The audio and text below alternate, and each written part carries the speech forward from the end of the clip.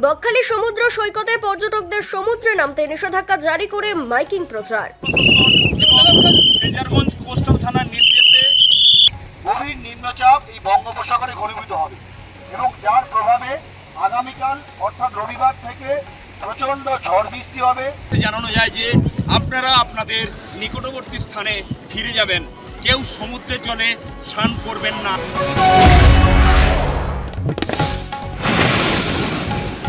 ঘূর্ণিঝড় রেমাল আসার আগেই তৎপর নামখানা ব্লক প্রশাসন এবং ফ্রেজারগঞ্জ কোস্টাল থানা। আজ থেকে বকখালি সমুদ্র সৈকতে পর্যটকদের সমুদ্রে নামতে নিষেধাজ্ঞা জারি করা হলো।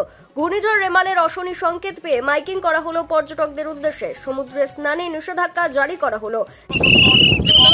ফ্রেজারগঞ্জ কোস্টাল থানার নির্দেশে প্রাকৃতিক দুর্যোগের সৃষ্টি হয়েছে, যে ঝড়ের নাম রেমাল।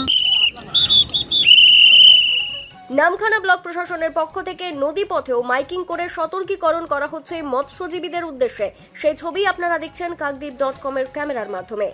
যে ঝড় ঘূর্ণিঝড় রেমাল তা এই সমুদ্র এবং নদী পূর্ববর্তী এলাকাতে আছড়ে পড়বে। এই ঝড়ের গতি 20 কিলোমিটার গতিবেগ হবে। বলে সমুদ্রের ডটে নামতে বারণ করছে।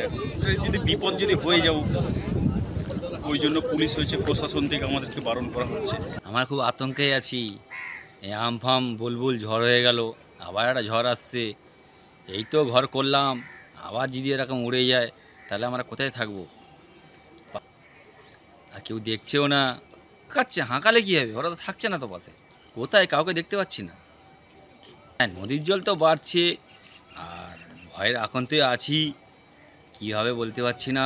সুন্দরবন জেলা পুলিশের নামখানা থানার পক্ষ থেকে আলিপুর আবহাওয়া দপ্তরের ঘোষণা অনুযায়ী আজ শনিবার বিকেলের পর থেকে গভীর নিম্নচাপ এই বঙ্গোপসাগরে ঘনীভূত হবে এবং যার প্রভাবে আগামীকাল অর্থাৎ রবিবার থেকে প্রচন্ড ঝড় বৃষ্টি হবে এবং যে ঝড় ঘূর্ণিঝড় রেমাল তা এই সমুদ্র এবং নদী পূর্ববর্তী এলাকাতে আছড়ে পড়বে।